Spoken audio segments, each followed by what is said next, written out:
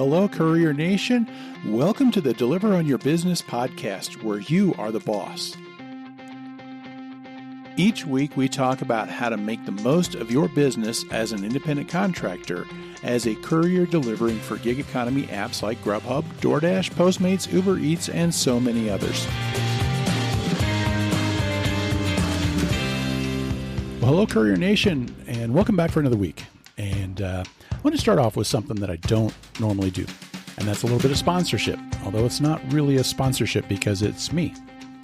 I just opened up a store on the EntreCourier.com website, and but it's just got one product, and I'll just tell you real quickly about it. I brought in some delivery bags that kind of designed more for the independent delivery professional. And in fact, that's how it's branded, for independent delivery professional. So instead of having DoorDash, Postmates, Grubhub on the bag, it's just it still sets you apart as a driver. It sets you apart as a professional, but it's just labeled as an independent delivery professional. So they're the bags that are similar to the ones that DoorDash and Postmates give you, but I think a little bit sturdier. It seems to have a little bit thicker sides to it. But it's just, the idea of it is to give people something that, especially if they're just getting into it, that here's a resource that you can go to. So go to EntreCourier.com/basic bag. And it's just all one word, no dash or anything like that. And you can check it out there. Right now I've got them on sale, free shipping for $9.97, and that gets you the bag, and we'll ship that out to you. Folks, I was going to dive in this morning, today, on talking about multi-apping as the topic. I think it's a good conversation thing to have right now because of, I think in these times, the one thing I have noticed, I don't know about you, but during this pandemic, the thing that I've noticed is I'm making more money, but it's inconsistent. And what I mean is, there are times where I can just be hauling with Uber Eats and then it just dries up. And the same way with Grubhub and the same way with DoorDash. And it seems like each one has its hot and its cold. But the key to me has been to work for, all three of them. And so I wanted to get into that a little bit more. And that was the plan. And then the news broke. Actually, the news broke right before I sat down to write, probably about a half hour before I sat down to start putting the episode together, that Uber Eats and Grubhub are in talks, that Uber Eats is talking about taking over Grubhub. We're not talking about a merger. We're talking about a takeover. At least that's the word that I've got. And the word is that it may end up being agreed upon, completed by the end of the month. That would be big news. Now, maybe it's too early to be talking about it because, like I said, they're just in talks. There's nothing agreed. There's nothing else. There really aren't any details out there right now about that. Beyond that, there's no agreement. There may not be an agreement. That's always a possibility whenever there are talks like that. My gut is it's going to happen. And the reason that I think it's going to happen is because the word has gotten out. And the reason that I think that, the reason that's important, that's kind of a key thing to me is, I don't know if any of you saw the news out in January. That news broke that DoorDash and Uber had been in merger talks. Notice the past tense, had been. The news didn't break until after the talks broke off. There was no leak in the middle of that process, which that thing kind of tells me that these companies are pretty good at keeping those kind of leaks out. You know what I mean? But it was kind of like, okay, maybe they weren't really all that close to actually getting something done, and that's why the word never broke.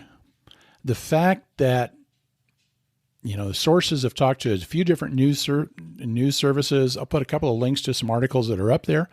But the fact that some of these sources are starting to, at least confirm that, yes, we're in talks, that tells me that more than likely it's probably pretty close to being agreed on. My guess, and I could be totally wrong. Make sure you understand one thing here. When you listen to me talk about all this, I'm not a business analyst. I'm not a business expert. I'm kind of a business geek. I'm kind of a junkie when it comes to thinking about how businesses work and things like that. But I'm definitely no expert in how these things work. So take everything that I'm saying, all of my thoughts here about this with a grain of salt. But it's just, to me, the way that this is happening, it's telling me that it's probably pretty likely that they are very close to having a deal, that they've probably got some kind of an agreement in principle. And right now it's more a matter of working out the details. I could be completely wrong. It's just the fact. Here's the thing about this. It was probably about 9:00 this morning that word broke. Within an hour, stocks had shot up for both companies. I mean, dramatically. I think Grubhub was up by more than 50%, at least at one point. I haven't looked in the last hour or two, but the thing is when the stocks shoot up that much on this kind of a news, if that breaks off, more than likely they're going to drop a whole lot more than what they shot up. And that could just be a disaster, probably especially for Grubhub. And you got to remember, in September of 2018, Grubhub was up to almost $150 a share. In March, actually in the middle of this pandemic, Grubhub dropped down to less than $30 at one point. And they've been sitting kind of mid 30s, low 40s or something like that before all this happened. And now they're up over 60 as I record this. So, it's the kind of thing, though, that it's just, it'd be such a disaster that I don't think they're going to let the word out unless they're actually really pretty close to making it happen. You know what I mean? How it's possible. Maybe somebody went rogue. They decided, I'm going to leak the information because I know the stocks would take off.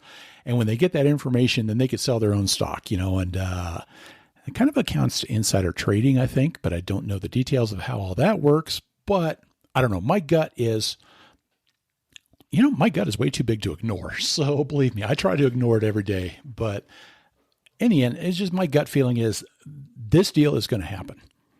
And like I said, I could be wrong. And here's the thing about all this. And what makes it fascinating is kind of the different trajectories that I see these companies taking. And when I see that, it actually makes sense.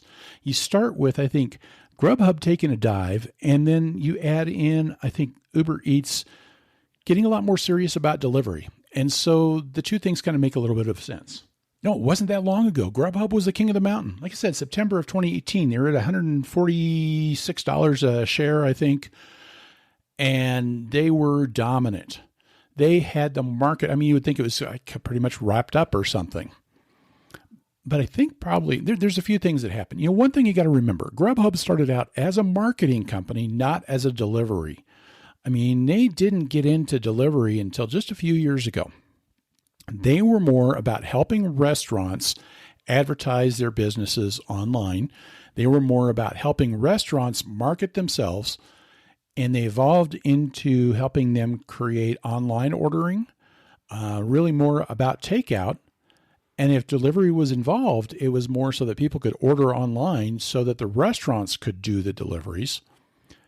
And then eventually, I think they dabbled a little bit with delivery. It's okay, we can help out with delivery here and there. And I think the idea was, we'll get you started on delivery till you get so much business going that then the restaurant could take over and do their own delivery because now they're at scale and they're at, full force. It never really turned into that. It just kind of turned into, all of a sudden, delivery became what Grubhub was known for. And part of that was, I think they figured out that, okay, it just makes a natural fit. And at some point they went all in, and they went in a big way. They went out and they bought up Seamless. They bought out Eat24. They bought out a whole bunch of different, little mom and pop type delivery companies, things like that. And what they did was they dominated the market by being in just about every market when most of the other companies that are out there weren't there. And that's how they got to be such a huge, dominant player in the market, and how they had so much of the market share. Well, eventually, you had especially DoorDash and Uber Eats coming into play more and more. They expanded into more markets themselves, and DoorDash especially, they spent a ton of money expanding their business so that they could get into all these different markets as well, to the point that now you had really three companies that were all really very close to each other in market share. Right now you've got, to my understanding right now, it's kind of like, you've got DoorDash a few points ahead of everybody. They're maybe about 35% of the market. And then you've got Uber Eats and Grubhub sitting at about 30. Grubhub's kind of gone to the king of the mountain they're fighting for third place. And I think they're falling behind. So, it's been interesting. And I think as that happened, it all was happening kind of in the same way that you saw the profitability for Grubhub taking a dive. It used to be that Grubhub was very profitable. And I think it was because they had so much of the market, they could kind of name their own price on deliveries. They could do kind of whatever they wanted to do. And there was nobody to really challenge them. But as more companies came in to kind of take over their space, Grubhub had to cut prices. They had to get a little more competitive. And especially, I think, on the customer end of things. I think between all of these companies, there was like this race to zero for delivery fees. And that translated into us getting lower money. But anyway, that's jumping ahead a little bit.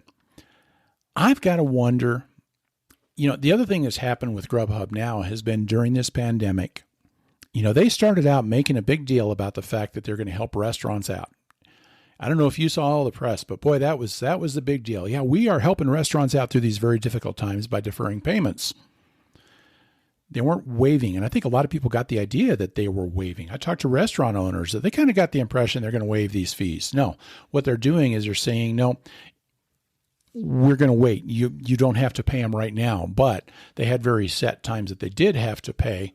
And it was putting these companies in debt. And then on top of that, now they've been getting so much bad press over what they are charging to different restaurants. The percentage, I don't know if you have seen the invoice, the picture of the invoice floating around that was like $1,000 of food that was sold for the month. And the restaurant got $350 for it all. And that's put mud on, that's kind of put egg on the face of Grubhub as a result of that. And it's that kind of thing. They've had a lot of bad press. I've talked to restaurant owners and managers who they are more unhappy with Grubhub than they are anybody else over this whole thing. And it's that kind of thing that I think is hurting them to the point that, you got to wonder, is Grubhub getting at a point where they may not be able to stand up very much longer? I've wondered if one or more of these companies would survive in the aftermath of all of this once all the dust is settled. And maybe this is the answer to that question. Is it possible that Grubhub ends up being the one that gets absorbed by somebody else, or they get assimilated, like the Borg in Star Trek? And anyway, little aside.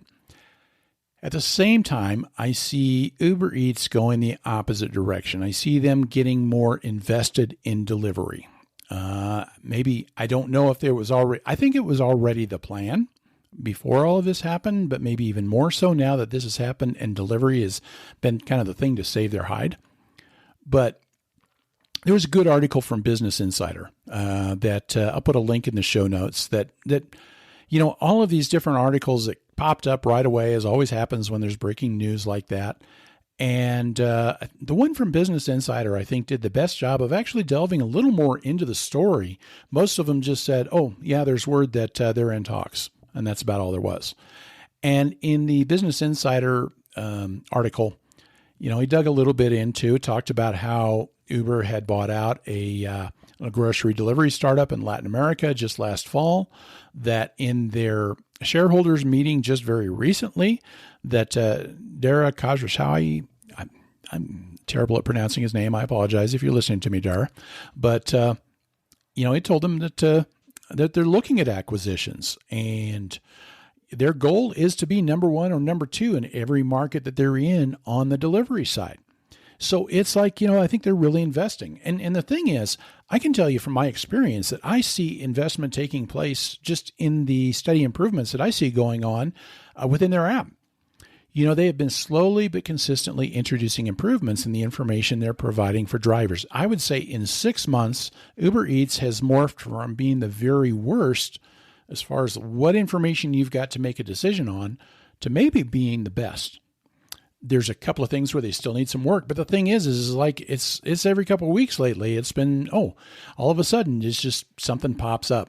And I wrote about this earlier. I talked about Grubhub made a big deal not that long ago. They sent out an email to drivers that said, hey, we're going to improve the way that we're dispatching. So we're going to start giving you the orders closer to when the food's ready, and we're going to start sending you from further closer to the restaurant and not sending you so far away. So because of this, we want you to start heading to the restaurant right away because we're going to make these changes. The thing is, I've never seen the changes happen. They kind of make a big deal. We're going to make this improvement, and they don't do anything.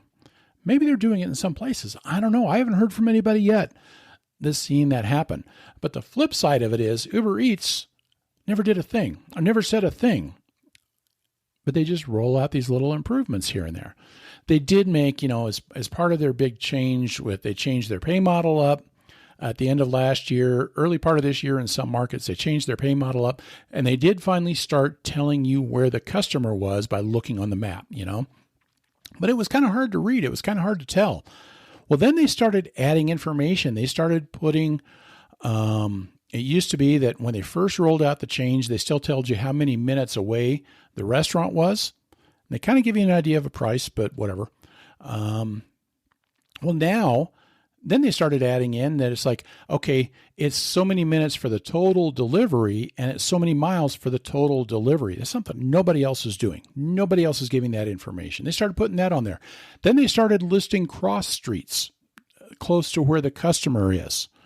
And nobody's doing that. Uber Eats isn't always real good at it. Sometimes I'm getting two streets that are parallel to each other, so that doesn't help me a whole lot. But it's just like they're adding more and more information. And then the latest thing that I saw was like a little bit of a contrast change. It used to be kind of hard to see their map because the icons and the route were just different shades of the same color. And now all of a sudden we've got more contrast between all that. And you've got colored icons that it's just all these little changes, but they've been just happening regularly and without fanfare. And it's just all of those things that tell me that, you don't make those kind of changes. You do not make those kind of changes to your app without some kind of level of commitment. And so it just makes sense. I see Grubhub kind of on this downward spiral, and I see Uber Eats going all in on delivery, on really trying to get serious about taking over, and I see it in their actions. And so this all makes sense. Now the question is, what's going to happen? What's going to happen if and when this happens? If once the deal gets closed, what's going to happen? I'm going to say nothing at first. Not for a while. Now, I could be wrong. Here's the deal. I've said this before. I hope I said this, but I want to make sure that I get this out there. I'm not an expert. I don't deal in these things all the time. I'm a delivery guy in Denver, Colorado, who writes a website about delivery, and I'm not into big business, things like that. But here's the deal too, is I spent years in telecom, and I have just watched over and over these tech companies doing the mergers, and I've seen what's happened with them. Long distance companies and local phone companies and internet companies, and watching them merge. And it seems like it's always the same pattern. And I've seen kind of the same things happening with, Caviar when they were taken over by DoorDash, that, things don't happen. They don't change right away. And I don't expect that's going to happen here either. Because here's the deal. There's a lot of tech. There's just a lot of moving pieces that have to be put together to make this happen. And it's just impossible to just merge the brands overnight. And so it won't be a matter where, they're going to close, let's say they close the deal on June 1st, and let's say everything's okay with that. And so now all of a sudden on June 2nd, everybody who is on Grubhub is now an Uber Eats contractor. It just doesn't happen that way. It won't happen that way. So here's the deal is, even if this thing happens, it's not going to change things that dramatic for you for a while. And it could take weeks, more likely months, possibly years, for it to ever get into where it's one company. And it may never be one company. This is just what I'm saying from my experience watching how these tech companies have merged in the past. Now, here's the one thing that you got to think about. Let's say they come to an agreement and they get it all done. That's not a guarantee it's going to happen, because here's the deal. You have got two companies that have got about 30% of the market each. They merge all of a sudden. Now that's like, 2-1 lead over the next competitor. There are factors out there that are going to resist it just because of that. There are concerns about what that would do to competitiveness. There are concerns about what that would do to pricing. And because of the antitrust, anti-monopoly things out there, there's a possibility this deal may not get approved. So you got to be ready for that. So remember, there's a possibility that the deal doesn't get agreed on. More likely, I think, is the possibility that that it doesn't get regulatory approval. And even then, let's say the deal does get done. What's going to happen? If they get over all these hurdles, I just see it taking some time. Like I said, you just can't merge these operations immediately because there's too many moving pieces. I mentioned earlier, DoorDash, they purchased Caviar. That was back in August of last year. As of today, they're still like individual entities. They each still have their own platforms. They still have like their own drivers. And now, unfortunately, Caviar is not in my market, or else I'd be on with them with everybody else. But, it's like, from what I understand, there's not a lot of difference yet for drivers for the two platforms, that it's still very, very different companies. They're acting like completely different companies. In some ways, they're in competition with each other. Maybe it'll stay that way. Maybe they'll keep Caviar as a brand because Caviar did focus on a different niche. It was like on higher end restaurants. I'm going to expect, though, eventually they're going to say, you know what, it makes sense to morph into one company, but it's going to take time. I saw this in telecom. I saw it when, Sprint bought out Nextel. I saw it when NEC bought out Nitsuko. I saw it just time and time again with these companies were merging all the time while I was in that industry. And it was always kind of that same pattern, that it was like the brands would remain separate and it would just kind of like eventually they'd kind of be assimilated into one. And that's what I expect to see happen here for a while. Based on that pattern, here's kind of what I expect to see. I expect to see that as far as what the customer sees, as far as the operations, as far as the branding, you're going to have two different brands operating for a while. We're talking months, maybe years. First thing to happen in a merger has more to do with consolidation of the front office. It's things like HR. It's things like the management. It's developing that, that management infrastructure from Uber Eats, from Uber is going to kind of take over the whole thing. But at the same time, you're still going to have these companies run like different divisions. Now, I saw that with, Caviar. One thing I did read about them was that when this purchase was closed, when the deal was done, one of the first things that happened was there was a little bit of an uproar from Caviar employees because they were getting moved over to DoorDash benefits mid-year, and that created some issues for them.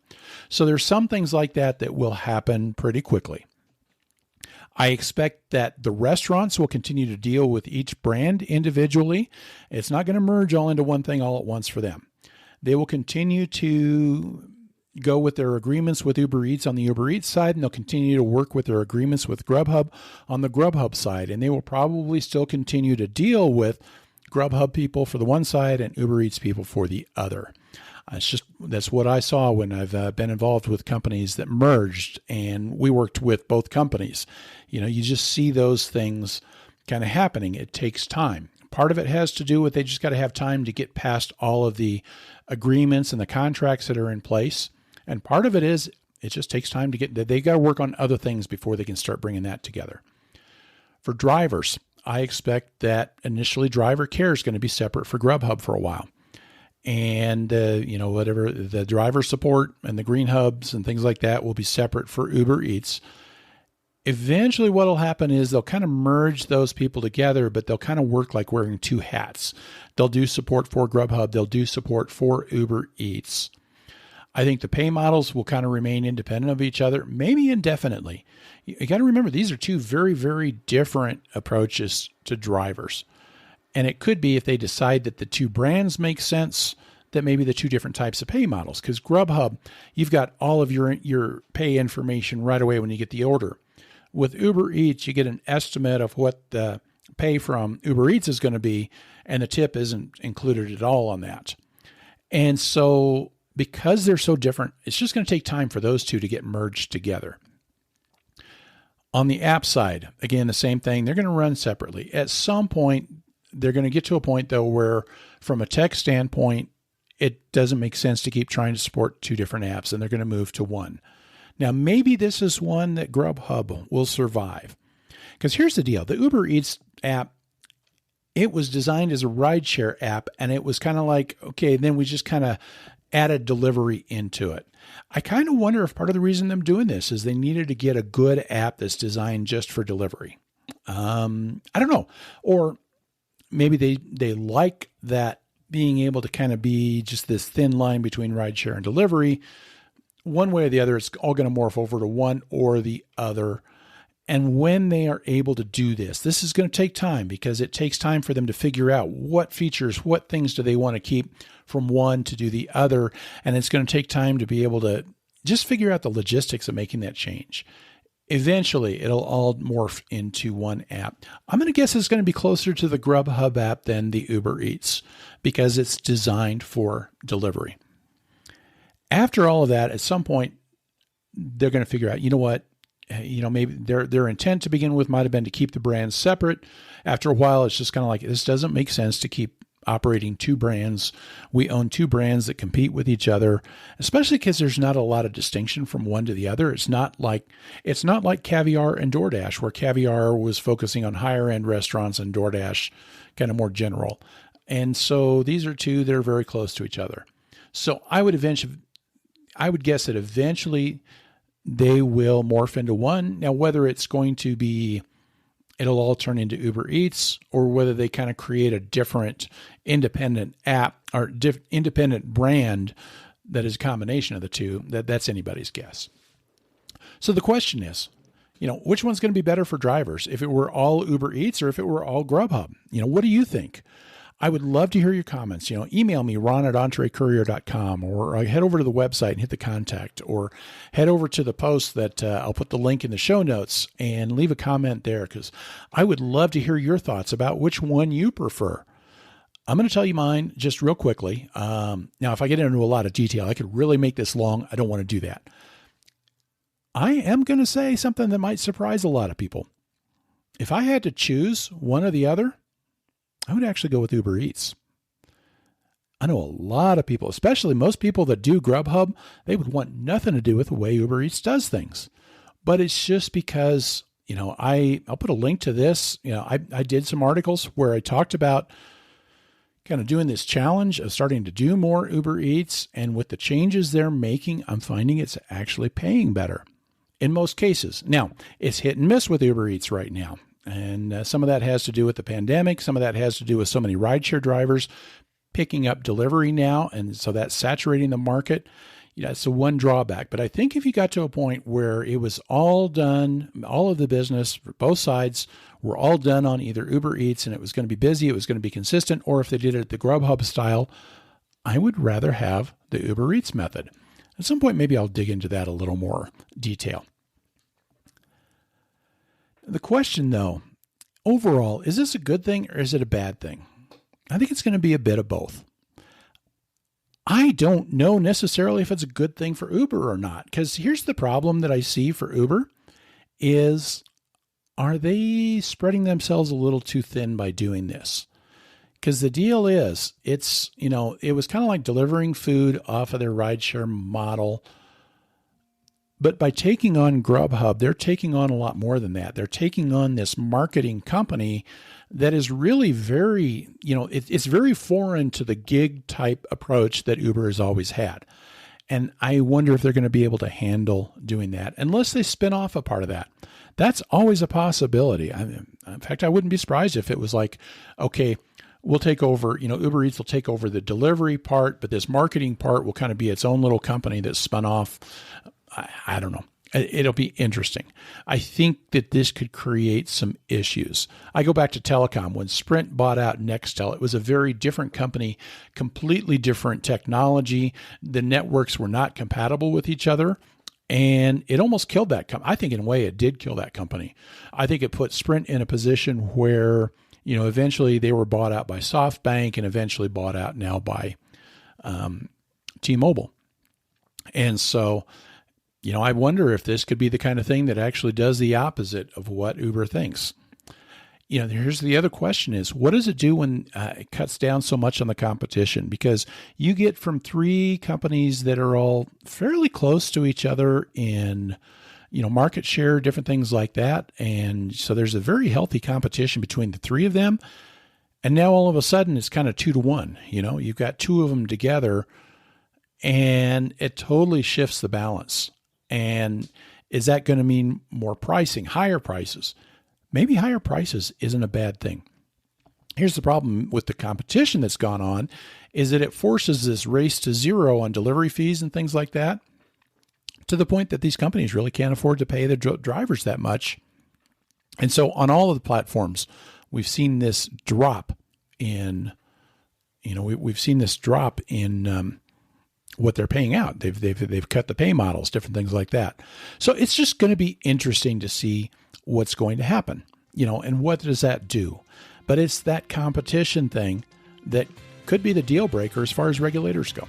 So I don't know. It's going to be interesting. What do you think? What do you think is going to happen? What do you like, especially for those of you who do both Grubhub and Uber Eats? What do you like the most about each one? What do you hate the most about each one? That's a good article for later on for me, because I've got some strong feelings on both sides. But anyway, thanks so much for being a part of this. Now, folks, one thing I want to ask you is this website helpful to you? Is the information we provide on the website, on the podcast, any of that, does that help you run your delivery business? If so, could you spread the word? Could you let people know about us? Because if we can find more people, if more people can find us, that's just more people that we can help to take control, to claim their rights as business owners, to become the boss. And that's what I want to encourage you to do as I wrap up today, as I do every week, is take control yourself. With all of these things happen, if they merge, if they don't merge, pandemic, no pandemic, you've got the opportunity to take control and operate things as if you were a business owner, because you are a business owner. Claim that place. Take control. Be the boss.